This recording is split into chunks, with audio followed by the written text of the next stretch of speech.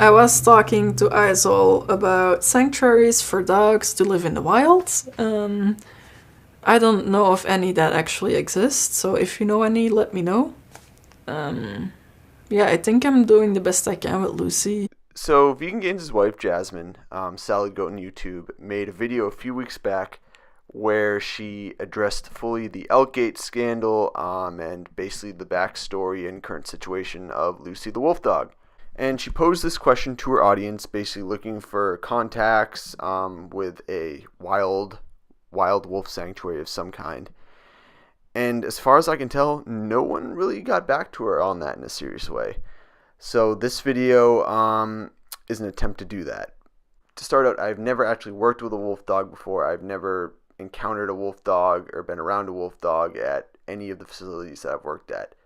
But as a visitor, I have been to one facility that had a wolf dog. And that facility is relatively close to where I live now. It is called Wolf Hollow. And there's one wolf dog that still lives there. His name is Bear. You can look him up on their website. If you read his story is actually eerily similar to Lucy's. Okay, so here's the wolf Bear. Born in 2008, Bear was originally purchased as a puppy from an online breeder in California. His life as a statistic began in a small apartment in Revere, Massachusetts. While his owner was at work, Bear was all alone and left to his own devices. Neighbors began complaining about Bear's instinct to howl. The environmental police were contacted and threatened Bear's life. Osa had just been removed from the main enclosure. She was not getting along with her sister. With no time, Bear and Osa became quite the pair. They were inseparable. We hope Bear continues to show the public why hybrids do not make good pets. This wolf dog Bear lives with a full wolf in its enclosure. I don't believe, based on my own experience having visited there and what seems to be what I'm assuming is updated information on the Wolf Hollow website, that Bear is part of the main pack, which, to be honest, I believe is their largest enclosure.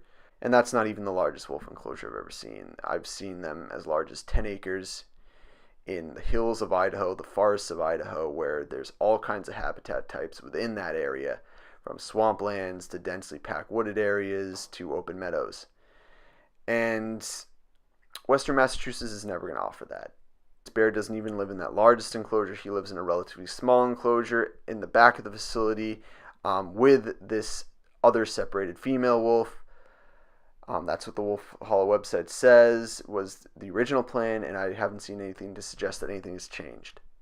But despite the fact that Bear lives in basically a small enclosure, I don't think you can necessarily put a price on a wolf dog having the experience of living with another wolf, experiencing to some degree the hierarchy of living with other wolves, the social dynamics of living with other wolves, the competition of living with other wolves, and having to eat with other wolves, having the opportunity to howl with other wolves. And if Lucy found herself in that situation, she would have that. She is never going to get that living in the apartment in Toronto.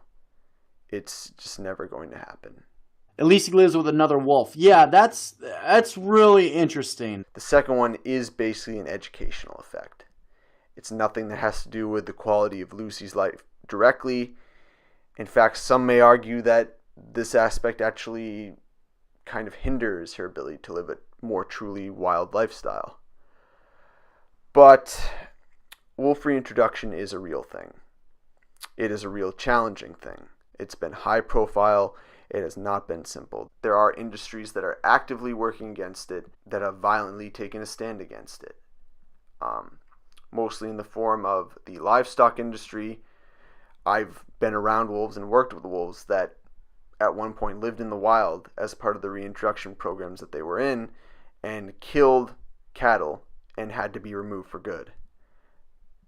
It happens. For the wolf reintroduction programs that I've been involved in, the biggest training method that anyone uses, the primary one, really upwards of 66% of any training you do, is basically just be hands off with the animals.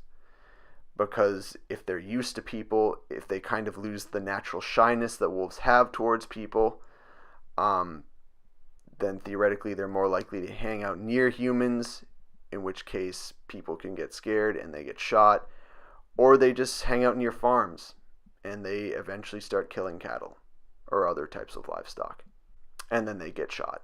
And politically, there's more ammunition against the program entirely. So a big aspect of what wolf programs do, what wolf facilities do, is educational outreach, teaching people about the struggle that wolf reintroduction has gone through, that struggles that wolves have to survive in the wild. Even after they've been successfully reintroduced, they've successfully learned how to survive in the wild. The gray wolf in all its forms is probably the most controlled, the most persecuted carnivore in North America. It was basically omnipresent on this continent for a really long time. And basically all flavors of it were brought near to extinction by humans, actively by humans. It's a terrible history. It's a bloody history. And I do think there's value in using wolves to draw people to that story, to hear it, to understand it, and have some conception at the end of the whole thing as to why wolf reintroduction is important. If Lucy's at a wolf facility like that, she will play a part in that. And again, it doesn't do anything to bolster her life. It doesn't do anything to make her life any more representative of what a wild and healthy wolf would experience. In fact, you might say it's actually more of a hindrance towards that. But I do think there's some meaning in the bigger picture for that. So now on to the cons. I can kind of summarize it in one statement. Some wolves at every wolf facility do exist to make money for the organization and do exist to entertain workers. Every wolf facility does it. It's a reality of doing business. Wolf Hollow is no different from any other wolf facility I've worked at that they do a presentation to visitors on a regular basis. Even though it is educational, even though it does spread the message of wolf reintroduction, why it's important, why it matters, the struggles that it faces, it is a performance of some kind involving animals. And we all know how vegans generally view that. I myself have given them. They can involve PowerPoint presentations. They can involve feeding wolves. They can involve handlers doing weird things like pulling meat out of the mouth of a wolf, which is, in my opinion, not something that you should be doing in front of guests. It would never happen at a zoo. It would never happen at any AZA facility. But Wolf Hollow is not one of those, so I did observe a presenter doing that. But in reality, if you have 10 wolves, which Wolf Hollow does, I've worked at wolf facilities where they have more like 20 to 30 wolves. Meat is not inexpensive. Site upkeep is not inexpensive. And really, what's your commodity that you can offer as far as bringing in money? You have your animals. Animals can bring in a lot of money. People will pay a lot of money to see animals. So that's how small organizations like Wolf Hollow, like the organizations that I've worked at, even the ones supported by U.S. Fish and Wildlife, they all have to do it. They all have to hustle. They use their animals in order to bring in funds, in order to take care of the daily operations, in order to make sure that those animals are taken care of. Now, I said that usually some wolves will be involved with that presentation. I have worked at facilities in the past where there were animals that were part of the reintroduction program that were part of a hands-off approach to raising them, to keeping them, to taking care of them. And those animals were not part of any of the presentations. I worked basically on the Mexican Gray Wolf reintroduction program, a facility that was involved with that had maybe 15 Mexican Gray Wolves, some of which were highly genetically valuable. And basically genetically valuable means that their genes, some portion of their genome is not well represented in the wild. So there's a good chance that at some point they're going to be matched up with a mate and they're going to be transferred to a release site where they're actually going to start living in the wild and form a pack and have puppies and add those genes to the population. Now, that's where you start getting a loophole. That facility basically had an ambassador pack of Alaskan wolves that were not part of a reintroduction program. Those animals were part of presentations. Those animals were fed in front of guests. Basically, we did not worry about this hands-off approach. We fully exposed them to people. They were fully used to people. Yeah. During our PowerPoint, we did talk about Mexican gray wolves because we were part of that program. It is a selling point for that organization. And they happened to come into possession of 4 Mexican gray wolves that were not genetically valuable. Basically, their genes were everywhere. There was very little chance that they were ever going to go out in the wild, that they would ever be paired up to go out and start a new pack. They were basically hanging around, even though they were part of the endangered species programs. We were able to get approved to have guests basically encounter them to some extent during our presentation. Basically, what we do is we wouldn't bring the guests right up to their enclosure, but we could say to them, look left. Like if they happened to be hanging out in an area where they could be seen, we would be able to point them out. If you paid money for a really private tour, which was a lot more expensive than just the regular visitor hours, the regular presentations basically, we had a very, very small classroom area, basically a viewing area, where very small groups of people could go and hang out and see if those Mexican gray wolves would come by to say hi.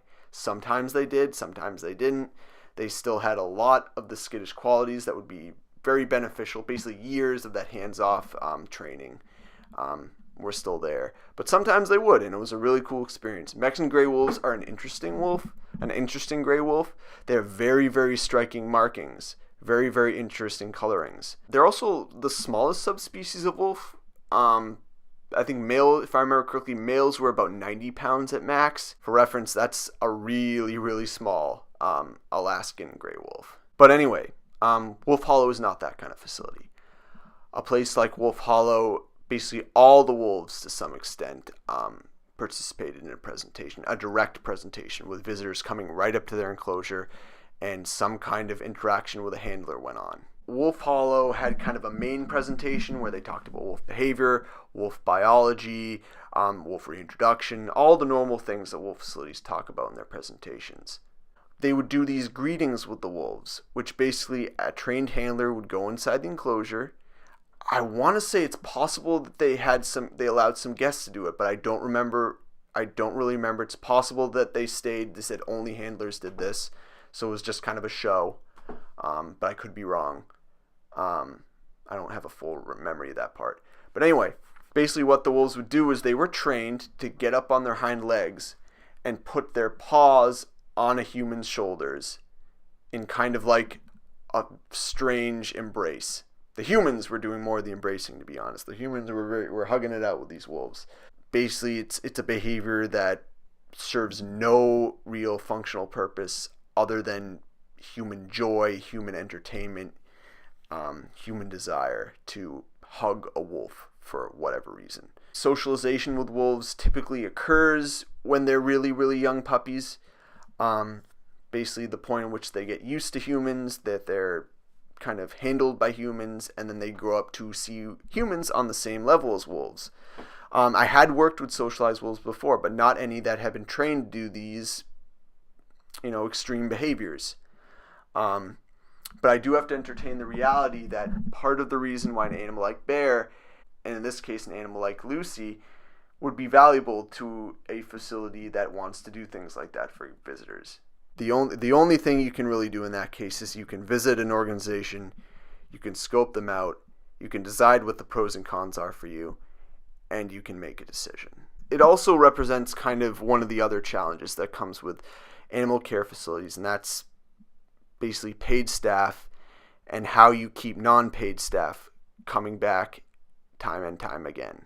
At all the wolf facilities I ever worked at, there were a few paid staff, less than half a handful of paid staff. None of them made very much money. In a very real way, those organizations existed for the mission of wolf reintroduction, for the mission of taking care of their animals, and basically accruing funds in order to take care of those animals as best they could. Commonly, these facilities have, great fleets of volunteers. One of the challenges with keeping volunteers is basically giving them something that really makes a worthwhile experience for them. Shoveling poop, preparing food gets old. In a real way, I think what keeps people coming back is experiences that you allow them to have with the animals. I remember working for the zoo. That was a real challenge we had. With all the rules we had, there's a very limited amount of things on a regular basis that a volunteer could do with the animals. I remember there was one volunteer in particular who, I remember one of the employees commenting on this, looking at the volunteer logbook and commenting that 47 days in a row, 47, this guy had basically spent 2 hours, basically spent his whole day doing diets, preparing diets for the animals. That gets boring by day 10, let me tell you. I don't know how that guy stayed with them for so long. Wolf Hollow, being able to offer this experience of training volunteers, which they did, I don't think I met one person at Wolf Hollow, even the lead handler who was a paid staff. The lead handler, from what I understood, was a school teacher and was just a volunteer. I believe I met the owner in the gift shop. I don't remember particularly. It's very possible that the owner is the only one profiting in some way from that facility. But I don't know that for sure. But I didn't meet one person who seemed to be a paid staff there. But one of the things that, you can offer, again, is the experience of the animals. And being able to go into a holding area and have a wolf give you this semblance of a hug, being able to eventually take part in these presentations where you are hands-on with the wolves in a very real way. That is something that would be very strong motivation for someone who is really drawn to wolves, who is really drawn to animals in general, to keep coming back, to keep putting in those hours of cleaning up poop and cutting up meat and mending fence and all the inert and boring things that you do for most of the time that you're working at a facility like that. That they are exploited to some extent at every facility for human amusement and for accruing monies. Essential monies, but monies nevertheless. Being a puppy, Bear was given the allowance to eat and receive human attention first. Well, so he's with another wolf now, which is good. The last thing I want to talk about is kind of a caution about, animal captivity in general, but particularly something to be aware of for the experience of wolves in captivity. Again, I've kind of alluded to in this video that I worked at a place that really, I think, if I visited all the wolf facilities in the country, that this would be the best example of the opportunity by which a wolf could live as close to a wild existence as it would ever be possible in captivity. It was in Idaho, basically in the boonies of Idaho, up in the deep forests, and they had basically carved out this 10-acre enclosure that had a number of different habitat types. It had a huge meadow, it had a swampland, it had great forested area. A wolf could totally disappear in there and you'd never see them if you didn't one day go and spend a day looking for them. One of the reasons why those wolves could live in that magnificent enclosure was because those animals, they were not reintroduction wolves. They were not part of a breeding program for the U.S. Fish and Wildlife for a species survival plan. They were a pack that had been born and bred and trained and hand-reared to be starlet wolves, to be in movies for a wildlife filmmaker. And there were several films on that pack. They were micro-famous in a very real way. And they basically lived out this incredible life in this giant 10-acre enclosure. But they were socialized at a very young age. They were hand-raised. And they would come up to the fence. They would actively seek out humans and socialize with them. They would lick your hands. They trained interns. I was trained to put my hand up to the fence and the wolves would lick it. They would go up and lie against the fence and you would basically scratch them. And I remember your hands would be black after it too, because they're just, you would pull out all this hair that they were shedding and you get all that grease that builds up in there for their waterproofing. But they were all about that. You could count on those animals emerging from that dense forest at some point, emerging from the corner of the meadow, from around the bend of the swamp, and coming up to want to interact with you. For the Mexican gray wolves that I experienced at the reintroduction facility, they would never do that. You would never see them unless you really spent a day looking for them. So that was a unique situation those animals could be afforded because they had been handled in a very unwild way. But that's not really what I want to talk about. What I want to talk about is the reality of any animal, especially a pack animal, that lives between fences. A wolf grows up in this family unit, starting as a pup and getting older as time goes on. There are hierarchies in packs. Eventually, wolves, they kind of start getting old at around even 4 or 5. A 7-year-old wolf is really old in the wild. A 7-year-old alpha wolf is really old. So there is, turnover occurs pretty quickly as far as who's alpha and who mates. And, if you're in a litter and, you're all of a sudden the alpha, that means you get the best eats. That means you have breeding rights. That means you're in charge. And on some level, they do have to assert their dominance over other members in the pack. And the lowest member of the pack, the omega, is the one who gets, the worst of it. And oftentimes they'll leave. They'll leave to start their own pack to fend on their own because they're either not getting enough food at the kills or they're just getting beat up. Life isn't that great if you're the second in command either. If you attempt to kind of overtake the alpha and you're not supported by the other animals, or you just lose out to the alpha, there's no place for you in the pack anymore. You got to go leave as well.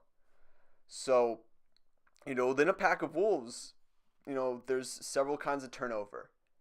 At the top, with who becomes the leader, and kind of wolves leaving to go form their own packs, to forge their own way, because they're kicked out, or they're not getting enough food, or they just go look for something better.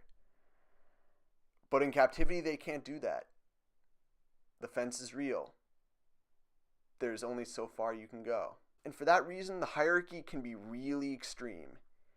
And the social behaviors can be really extreme. There are wolves who have been killed by their pack in captivity. I've worked at facilities where it's happened. Where literally, a beta wolf has challenged an alpha, and the rest of the pack either supported the beta and ganged up and killed the alpha, or they supported the leader at the time and the beta dies, or the beta gets severely injured. It's more complicated when the wolf doesn't die, when they're just really beat up and they're getting continuously beat up even worse over time. It doesn't end. And you got to figure out what you're going to do. There have been enclosures built for wolves at wolf facilities simply to save them from getting beat up. Literally entire wolf enclosures built to house one animal who can't be a part of that pack anymore. Having wolves that will actively come up to the fence line has benefits as far as caring for them as well. If you can get a really good close look at a wolf, and you can recognize if the animal has cuts and wounds, you can start to make inferences about if they're having a hard time with other members in the pack. Does this animal need medical care of some kind? If you're seeing them on a regular basis, if you're seeing them more closely, you can care for them better. A wild wolf isn't necessarily going to come right up to you. A wild wolf, a healthy wild wolf that lives in the way that a wild wolf would, they won't do that. They'll stay away. A wilder wolf is harder to care for in captivity. There's a trade-off there. But if I had to tie everything up, if I had to summarize everything, you can find a facility that could come pretty close. It's possible to get decently close. But you might have to make some compromises. But that being said, I do believe that if Lucy lives her whole life in an apartment, I do think, especially if you have the opportunity to allow her to live with other wolf dogs or other wolves, and experience what it's like to live in a pack, even with the limitations of what captivity can really offer her. I don't know. Which would you choose? I think that would be really, really good content.